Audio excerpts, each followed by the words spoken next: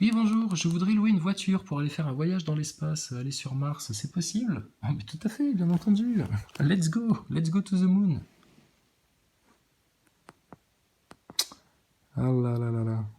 Alors, Technique, c'est très pro, ça parle pas, tout le monde est concentré. Compte à rebours. Et là, quand ça décolle, écoute, c'est des sensations assez dingues, hein.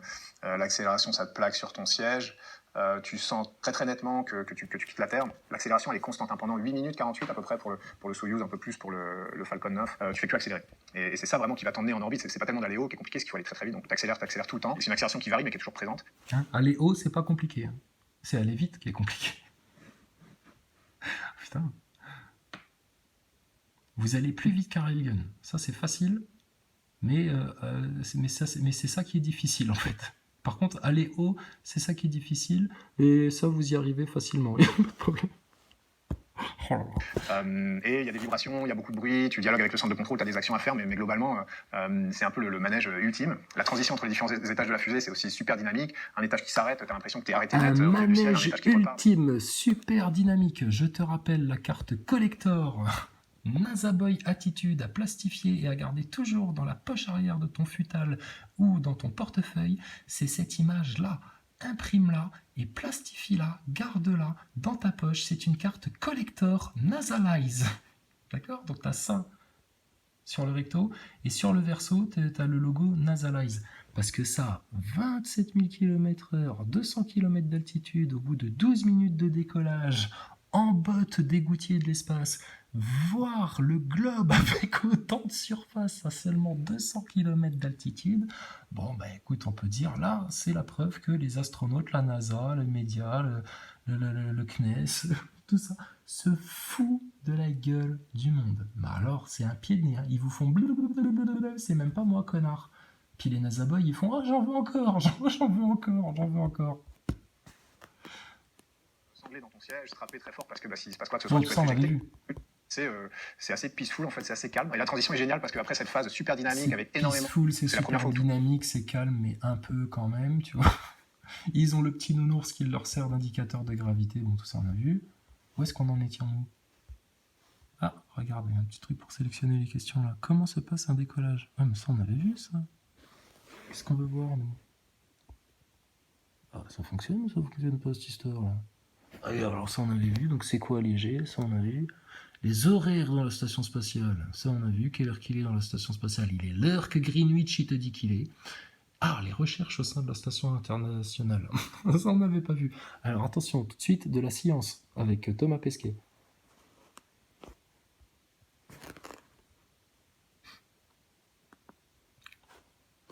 Bon, ça commence ou pas? Ah, faut appuyer sur play, ah, pardon. Oula, oui, oula, sauter HX. recherche scientifique, on va en parler un petit peu plus. C'est un peu le Enfin, but de la station doucement spatiale, Thomas, c'est le parce but que de la tu station sais, nous spatiale. on est un peu cons. Donc une expérience de recherche Doucement. scientifique, on Vas-y. parle, on va en parler un petit peu plus. C'est un peu le but de la station spatiale. C'est un des deux buts de la station spatiale. D'accord. Alors, recherche scientifique, pas de problème. Et l'autre but, c'est de nous ramener sur la Lune un jour, parce qu'on a perdu la technologie de 1969. Donc une expérience de physiologie où Oh, expérience de physiologie, ça, le mot physiologie, à toutes les interviews, il le sort, parce que ça fait tellement scientifique, intello et sportif en même temps. Ah, on fait de la physiologie, putain, waouh. Mais c'est quoi la physiologie? Je sais pas, mais putain, rien que le mot, il fait classe. Et quand je vois plein d'ordinateurs avec des câbles partout, ça me met dans tous mes états de NASA Boy. Je deviens tout canard gluant. le cobaye, donc c'est un de tes camarades qui va te faire des prises de sang, où tu cours sur le tapis roulant avec des électrodes sur la tête, où on mesure tout un tas de constantes de ton corps, ça peut être un peu n'importe quoi, ou physique des matériaux. Alors, physiologie, physique des matériaux, hein, comme la fois où il nous disait, regardez au plafond, il y a un four, ça nous sert à faire de la fusion de métaux. Putain, dans la station, vous faites de la fusion. Waouh, ça doit monter haut quand même la température là, pour faire des fusions de métaux dans la station spatiale. Le couteau suisse de l'espace, le truc. Alors on est incapable d'avoir des hôpitaux qui soignent en France, mais alors par contre on a une station spatiale qui fait de la fusion de métaux. On a des des installations de recherche partout dans la station spatiale, Regarde, il est obligé de avec courir des dans tous les microscopes, sens. Avec des microscopes, des tout. On avait vu ça. centrifuges, des congélateurs. On se met dans des conditions qu'on ne peut pas reproduire sur Terre, justement, Voilà, vous smurfez dans des sur la conditions. route de l'exploration. On veut aller plus loin, on veut retourner vers la Lune, on veut aller vers Mars pour plein de raisons dont on peut parler. Et c'est l'ISS aujourd'hui qui Ouais, nous tout ça on aide. avait vu, tout ça on avait vu, parce que justement on aimerait bien en parler de ces raisons qui vous poussent à vouloir aller sur Mars, putain, y a rien. Alors, le sport dans la station, on avait vu. L'élément le plus important, ah oui, le bon et le mauvais astronaute. Qu'est-ce qu'il faut faire pour être un bon astronaute, Thomas Pesquet? Le suivi psychologique, on avait vu. Les sorties hors de l'espace, je crois qu'on avait vu aussi. Ah bah voilà, on arrive sur les trucs intéressants là. Bah voilà, alors, le contenu d'un scaphandre.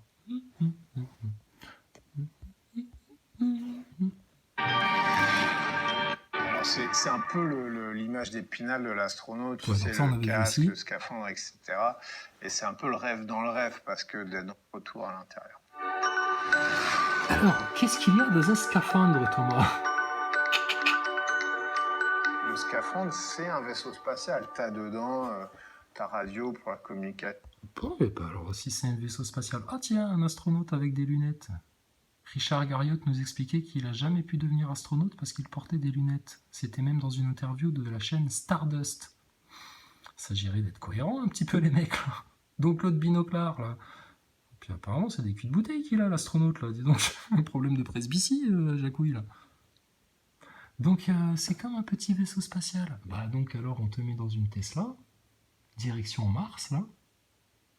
Et puis, si Elon Musk l'a fait, vu qu'il vous a envoyé en SpaceX à 400 km d'altitude, si tu te mets dans une voiture Tesla, tu peux atterrir sur Mars, hein, gentiment. Hein. Laisse-toi faire, Thomas, par les champs gravitationnels intersidéraux. Bouteille d'oxygène, Il y a tout ce qu'il faut. même une mini propulsion à la Gravity. Alors, Une mini propulsion à la Gravity. Oh, Thomas, comment ça fonctionne, ça, cette propulsion dans le vide avec des petits pets de musaraigne comme ça, là. Dans du vide, bordel. C'est bizarre, t'en as jamais fait la démonstration. T'aurais pu te laisser filer sur le câble comme ça, tu vois, genre, je sais pas moi, 5-6 mètres. Et puis montrer aux gens que, regardez comme ça fonctionne bien, quoi. Mais en toute sécurité, hein, je reste accroché au câble. Hein, je vais pas faire comme les guignols des années 70 qui se barraient sans filet, tu sais, sans câble. Le mec, il allait essayer le truc pour la première fois dans l'espace. Si, Gemini. Regarde, Thomas. Les prouesses du passé que vous êtes incapable de réitérer. C'est quand même incroyable ce qui vous arrive dans le spatial.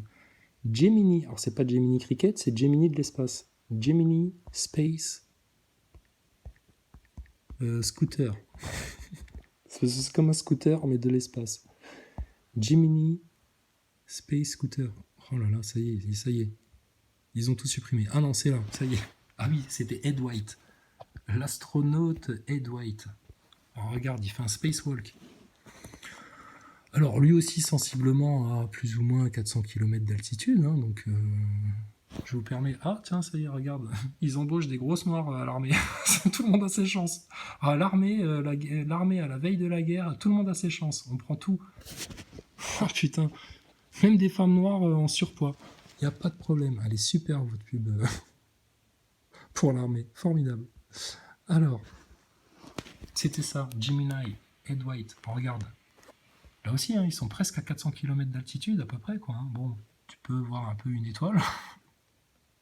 Mais alors, regarde la grosse bouboule, quoi. à quelques paires de centaines de kilomètres. Rien du tout. Et alors, regarde surtout la prouesse du mec, quoi.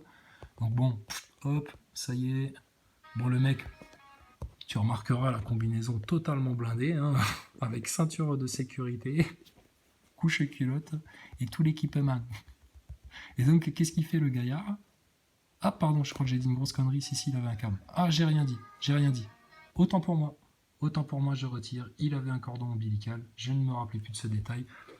Mais bon, ce qui est important à noter quand même dans cette image, c'est que, regarde Thomas Pesquet ce qu'il fait. Enfin, ça, c'est pas Thomas Pesquet, ça, c'est Ed White. On dit à Thomas Pesquet, regarde les prouesses qu'ils étaient capables de faire dans les années 70. Putain, le mec, il flottait dans l'espace et tout. Psst, Après, il fait les petits pets de souris, là, les petits pets de musaraigne. Il regarde ça, le mec. La grande classe.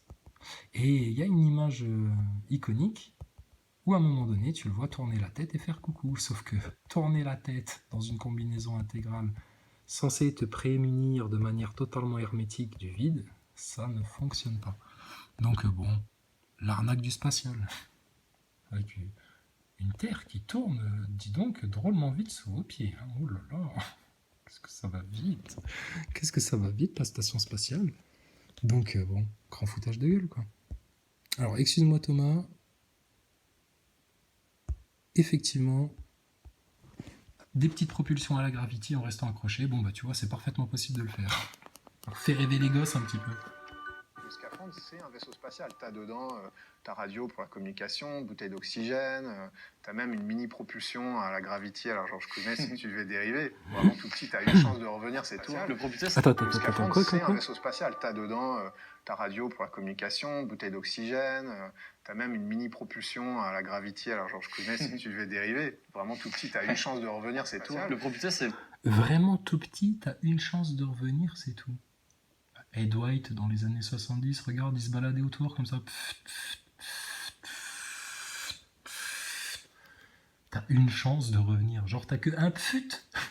T'as combien de pfut dans ta combinaison? Une chance. Attention Thomas, là c'est la bonne. Ah, loupé. Bon bah écoute, tu vas errer quelques jours dans ta combinaison dans le vide spatial, profite du spectacle, profite de la vue, et puis bah écoute, on te souhaite une joyeuse mort quand même, hein. Tu veux parler à tes parents avant qu'on coupe toute communication, parce qu'on n'a pas envie de t'entendre brailler dans ton scaphandre.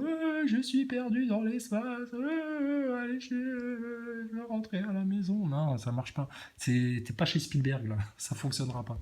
vraiment au cas où il y a un problème pour revenir. Ouais. Ah ouais. Ouais. Ouais.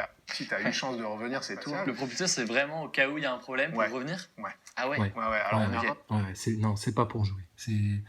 C'est pas comme dans les films, c'est pas pour jouer, et puis on se balade autour, etc. Non. Oui, bah, tu m'étonnes. Fil d'Ariane qui se déroule, qui est toujours... Ah ouais. Alors, on a un fil d'Ariane qui se déroule, qui est toujours accroché. Mais parfois, en fonction de ce que tu fais, bah, ça va se coincer à des endroits, c'est pas toujours hyper facile. Alors, attends. Par rapport à ce qu'on fait, des fois, ça va se coincer à des endroits. Mais pardon? Mais attends, t'es jamais allé faire de l'acrobranche ou de la vieille ferrata ou je sais pas quoi? Mais sérieux, Thomas, il y a un guide, il y a un fil guide, il y a un... Tu vois, le double mousqueton, enfin, et à la NASA, vous avez pas ça tout autour de la station? Vous avez pas installé tout un fil guide, là, tout un truc pour vous balader partout et puis pas être emmerdé avec le câble? Puis tu sais, on fait des câbles maintenant en rouleur, hein. Ah ouais, même ma mère, elle a ça pour le tuyau d'arrosage dans le jardin. Pas de souci. Les câbles en rouleur, ça fonctionne super bien, ça. C'est moins casse-couille. Mais c'est normal que vous ayez pas pensé à ça à la NASA, parce que vous êtes jamais allé dans l'espace, en fait. Et c'est normal que toi, t'y penses pas dans ta communication mensongère, là, parce que vous n'avez pas non plus pensé à mettre des câbles télescopiques. Tu sais, comme les vieux câbles de téléphone, là. Les trucs en queue de cochon, là. Dans votre station, vous avez préféré enrouler vos câbles longs et raides. N'importe quoi, même au niveau des flexibles, la NASA, elle est incapable de faire les bons choix. C'est qui l'acheteur à la NASA? C'est une merde, le mec. Tu as des longes, et puis si vraiment tout ça, ça devait rater, tu as une petite manette sur le côté, ça va déployer un petit contrôleur, et tu as des... Thomas comme Darmanin qui est obligé de ravaler sa salive parce que... Putain. Donc t'as un petit contrôleur, ah oui, il nous l'avait déjà sorti ça. T'as un petit joystick, à chaque fois il fait le même geste, il le sort de sa poche. C'est pour mieux t'y faire croire. C'est un vrai magicien, Thomas. C'est le mime. Il te fait croire à tout un monde avec quelques petits gestes comme ça, il est formidable. Manette sur le côté, ça va déployer un petit contrôleur. Un petit contrôleur. T'as des propulseurs, on s'entraîne à ça en réalité virtuelle pour se repiloter vers la station spatiale. Remettre spatiale. Dessus si... Même Hugo là, il t'écoute, mais j'ai pas l'impression qu'il est à fond dedans là. Putain. Hugo, s'il te plaît, décrypte. Il est en train de te mentir dans ta gueule. Et toi, parce que c'est Thomas Pesquet de l'ESA et que c'est validé par le gouvernement français, autant que ta picouse, autant que tes tests de PCR de con, là, etc. Alors toi, tu baves devant et puis tu prends tout comme du pain béni. Là.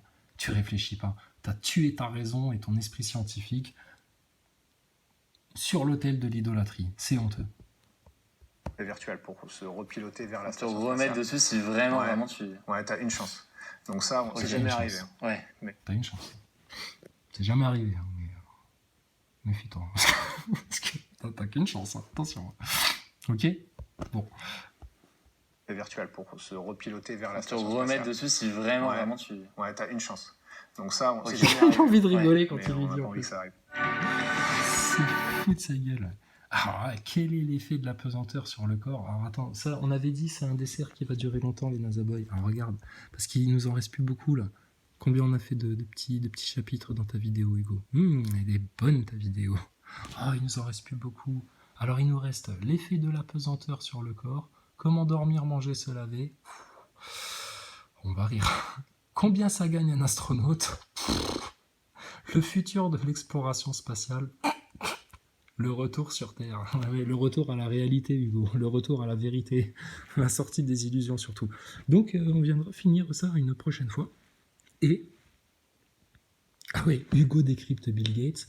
Et il y avait une autre vidéo de Thomas Pesquet aussi, là, que je m'étais mis de côté. Enfin bref, t'inquiète Thomas. T'inquiète. Ah, on a jusqu'à la rentrée, là, sur toi. Oh, t'inquiète pas, mon petit Thomas. On va bien te soigner. On va te faire à la sauce à la française. Comme le maintien de l'ordre pendant des finales de matchs de foot. On va te faire bien, Thomas. T'inquiète pas. Dis-nous, juste, nous, on a une seule question. Tu es à combien de tests PCR maintenant? Toujours à 49 ou t'as dépassé les 80 là? On veut savoir, t'as fait combien de tests PCR, Thomas, depuis que les médias ont dit que c'était ça qu'il fallait faire pour ne plus être malade? Et Thomas, on voudrait savoir combien tu as fait de doses de rappel pour voir si ça inspire les jeunes. Et puis, on aimerait savoir exactement quel vaccin tu as choisi. Toi qui es une pointure en sciences, tu as forcément fait le bon choix. Tu as sûrement fait le bon choix. Qu'est-ce que tu as choisi? Tu as choisi du Pfizer, du AstraZeneca, du Johnson & Johnson. Tu as choisi quel vaccin? Du Sputnik V peut-être? Je sais pas. Mais dis-nous ce que tu as choisi. Thomas, éclaire-nous, que nous aussi on puisse prendre des décisions libres et éclairées en toute connaissance des choses de la science du monde moderne. Hein? Et puis on viendra reparler avec toi des effets de l'apesanteur ou de l'impesanteur sur le corps humain.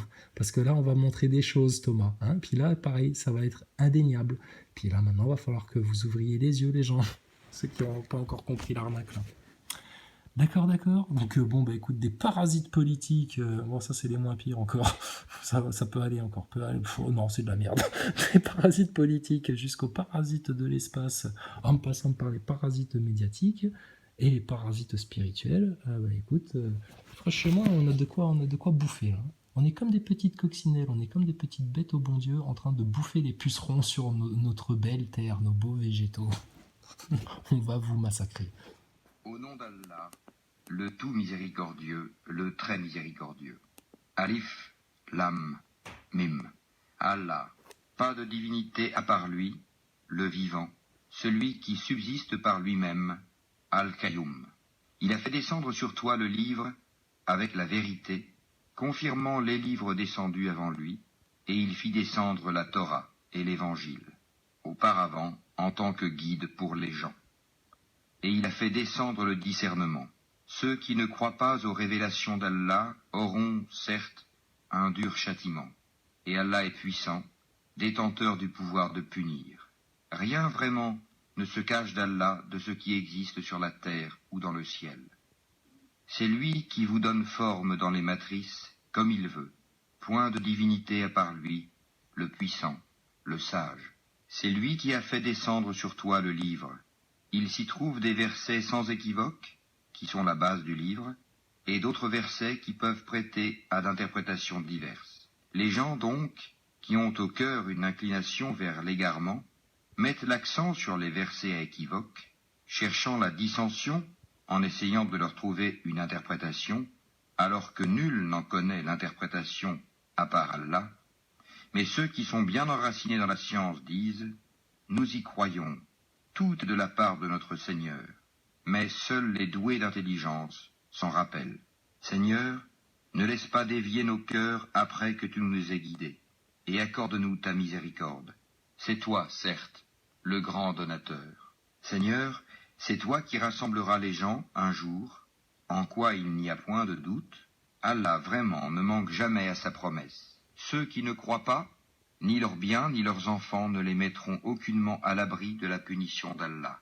Ils seront du combustible pour le feu, comme les gens de Pharaon et ceux qui vécurent avant eux. Ils avaient traité de mensonges nos preuves. Allah les saisit donc pour leurs péchés, et Allah est dur en punition. Dis à ceux qui ne croient pas, vous serez vaincus bientôt, et vous serez rassemblés vers l'enfer, et quel mauvais endroit pour se reposer. Il y eut déjà pour vous un signe dans ces deux troupes qui s'affrontèrent. L'une combattait dans le sentier d'Allah, et l'autre était mécréante. Ces derniers voyaient, les croyants, de leurs propres yeux, 2 fois plus nombreux qu'eux-mêmes. Or, Allah secourt qui il veut de son aide. Voilà bien là un exemple pour les doués de clairvoyance. On a enjolivé aux gens l'amour des choses qu'ils désirent, femmes, enfants, trésors thésaurisés d'or et d'argent, chevaux marqués, bétail et champs. Tout cela est l'objet de jouissance pour la vie présente, alors que c'est près d'Allah qu'il y a bon retour. Dis, puis-je vous apprendre quelque chose de meilleur que tout cela? Pour les pieux, il y a auprès de leur Seigneur des jardins sous lesquels coulent les ruisseaux, pour y demeurer éternellement, et aussi des épouses purifiées et l'agrément d'Allah. Et Allah est clairvoyant sur ses serviteurs, qui disent « Ô notre Seigneur, nous avons la foi, pardonne-nous donc nos péchés, et protège-nous du châtiment du feu. »